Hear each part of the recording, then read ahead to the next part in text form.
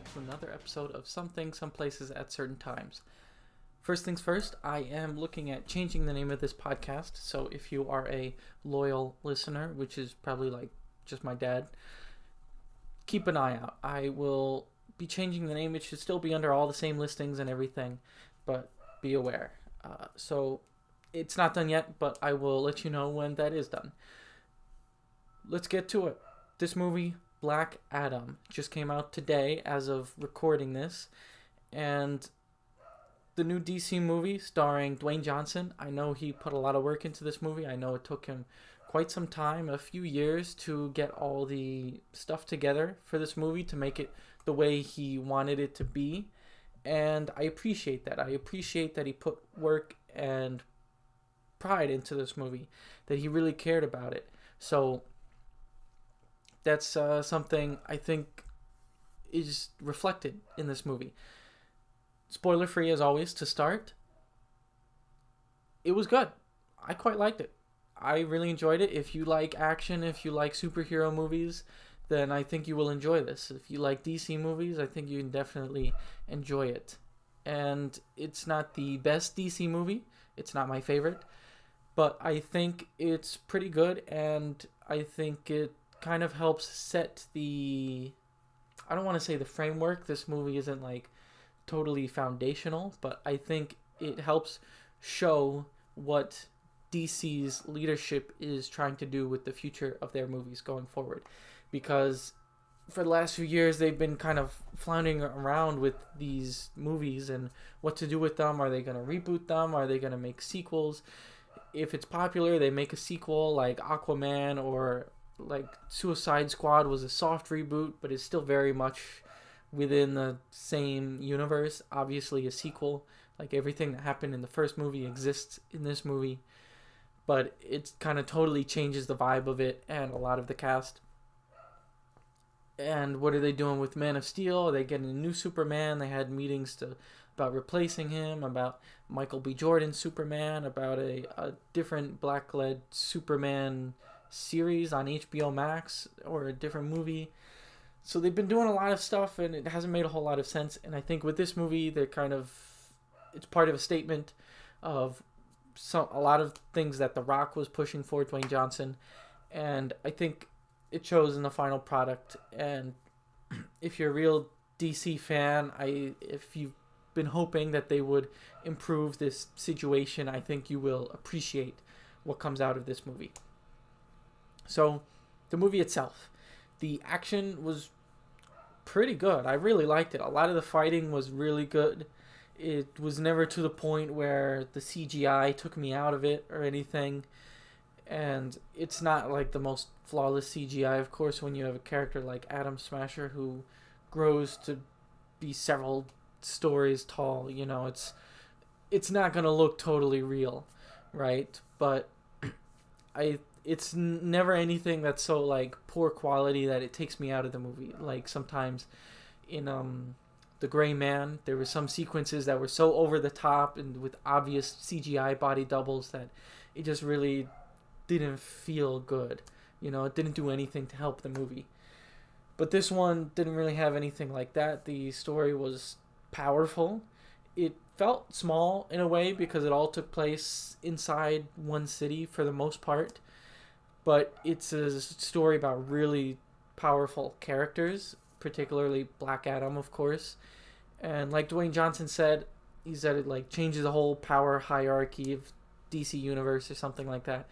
I don't know if I would go that far. This is definitely a super strong character who is, you know, pretty much the strongest character in the movie. Shows he's like, there's nobody really that we know can beat him.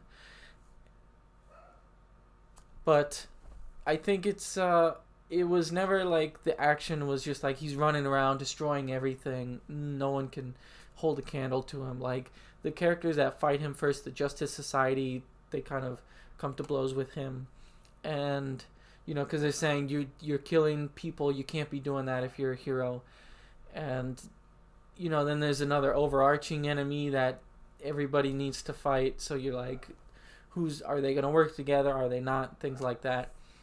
like the action with the Justice Society, they do a good job of holding him down at parts and, beating him back just enough to, make him listen to them. Not really coming close to killing him or anything like that, but of course that's not their goal. They're the Justice Society. So it shows how he doesn't care about killing, whereas the Justice Society does, and that kind of drives a large portion of the movie, and I think it's well done. And it's nothing too unbelievable, nothing too over the top, but at the same time, like, it feels small because it's within the city, but it also feels powerful. And with all the actors in this, there were a few faces I didn't know. Of course, the most popular, Dwayne Johnson, and Pierce Brosnan is probably the next biggest name in this movie. He does a great job as Dr. Fate, a character I didn't really know much about, and I really enjoyed him. And I thought it was really good. It made his character look really powerful, really knowledgeable as well. Like, it was a really good, intriguing character. Like, sort of similar to Doctor Strange in Marvel, but still, he had different abilities. Appears kind of like a wizard at first, but the different abilities that he has play an important role in this movie, and I think it was really well done. Hawkman, played by Aldous Hodge, I thought was great. The actor's familiar to me. I've seen him in some things. I don't know a whole lot about him, but I thought he was great in this, and Hawkman was like a really badass character. He was fighting people like Black Adam, is clearly out of his league, but he still does a good job fighting him and, doing what he can to get the job done, and he believes in the Justice Society mission and things like that. How Amanda Waller fits into it, because obviously she doesn't care about killing people. I don't know if she's connected to the Justice Society in the comics. I'm not a huge fan or hugely knowledgeable about the comics, but maybe it was just to have that character, to have that consistent character from previous DC movies. I could totally understand that if they wanted to bring her back for that. And she didn't really do much. She just served to introduce some of the characters. For example, they were just saying, like with some of the new characters played by Noah Centineo and Quintessa, give me 1 second. Quintessa Swindle, that's it. I kept getting it mixed up with Sweeney. Quintessa Swindle. Those are actors I don't really know. Noah Centineo playing Atom Smasher. The actor, I know his name. I've heard it. I know he's kind of popular, but I don't really know what he's been in. I don't know if I've ever seen him in anything before this. Quintessa Swindle, I'm pretty sure I haven't seen her before. I didn't know her name before this, but I think they both do a great job. Their characters, Atom Smasher and Cyclone, I think are great.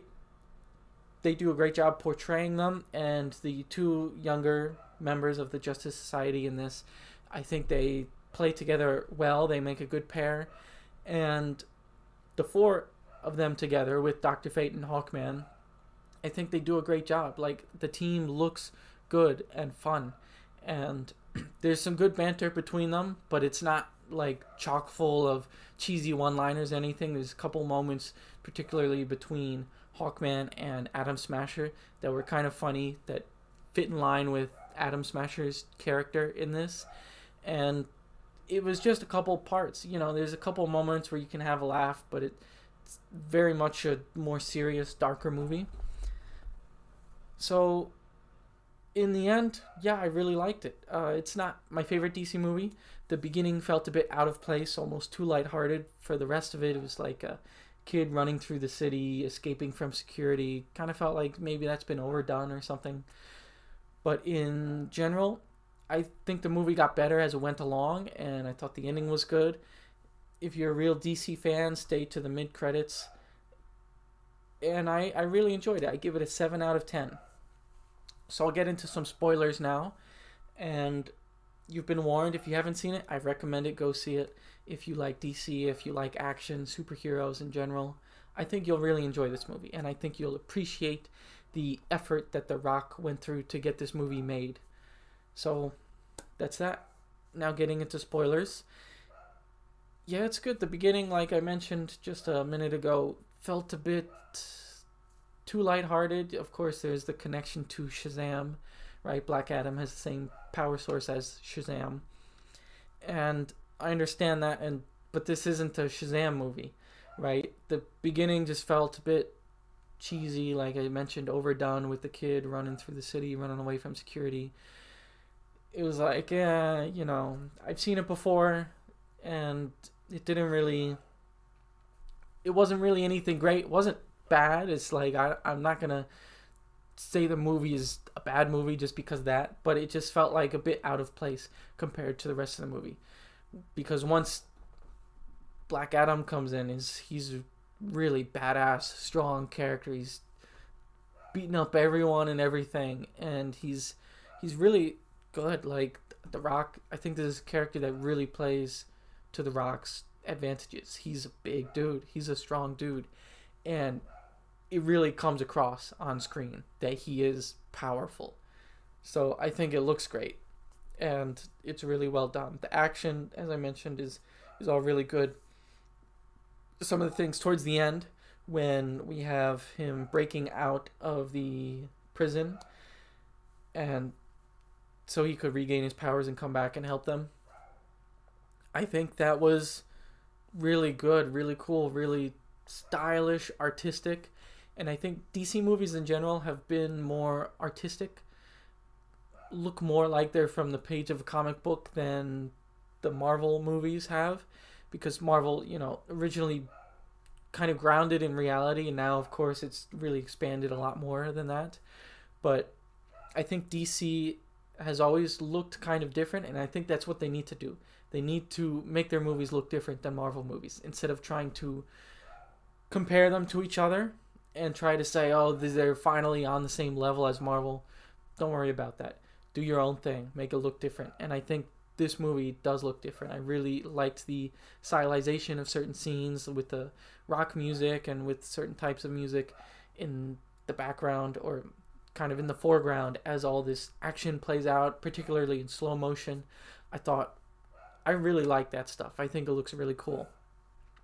And I really enjoyed it in this movie. It's well done. And of course, when he comes back in the end for the final fight against the demon guy, Ishmael demon guy, I thought that was really good, and I really enjoyed it. So it's really fun to watch, and I definitely recommend it. Now, of course, something a lot of people were hoping for, Henry Cavill is back. He's barely in this movie, but in the mid-credit scene, he's back. And I think that just shows the statement that they're making with this movie, and for DC movies going forward, that, and of course you may have heard the news on the rumor mill that they're making a Man of Steel 2, like an actual direct sequel with Henry Cavill, which I think is great because they've been messing around with these characters for so long. Like, are they going to make sequels? Are they not? Are they going to reboot it? And the thing is, you have a Henry Cavill. People don't all love the movies with him, right? Man of Steel, I think, is great. Not everybody thinks it's great. Batman v Superman, Justice League, of course, leave a lot to be desired for a lot of people. But I don't think Henry Cavill is really most people's problems with those movies. They have other problems. A lot of people, most people, as far as I'm aware, really like Henry Cavill. He's really dedicated to playing Superman, and he really enjoys it. And he's like a true comic nerd. He really knows his stuff when it comes to this character, and he really likes playing this character. So the fact that they spent years not knowing what to do with him, are they going to bring him back, are they not? It's like, come on. They should be using him. They had Michael B. Jordan knocking on their door willing to play Superman.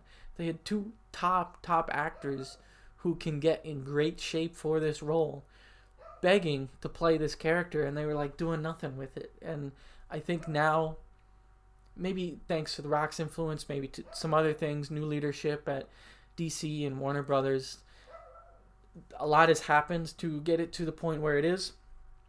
And I appreciate that Henry Cavill is still here for it, and he still wants to do it, and he's still dedicated to it. So when he shows up, he looks great, and it was great. There was a nice pop in the theater. People were kind of surprised and really excited for it. His suit is nice, bright, vibrant colors, showed up in the darkness of the scene, and just he stood out as clearly someone who's strong. And I mean, we all know who Superman is, so it's no surprise, but like his appearance has weight.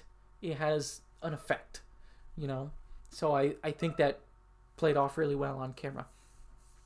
Yeah, so in the end, the movie got better as it went. Like I said, the beginning felt a bit like there was more to it. Like at first I was thinking, maybe this will be a 6 out of 10.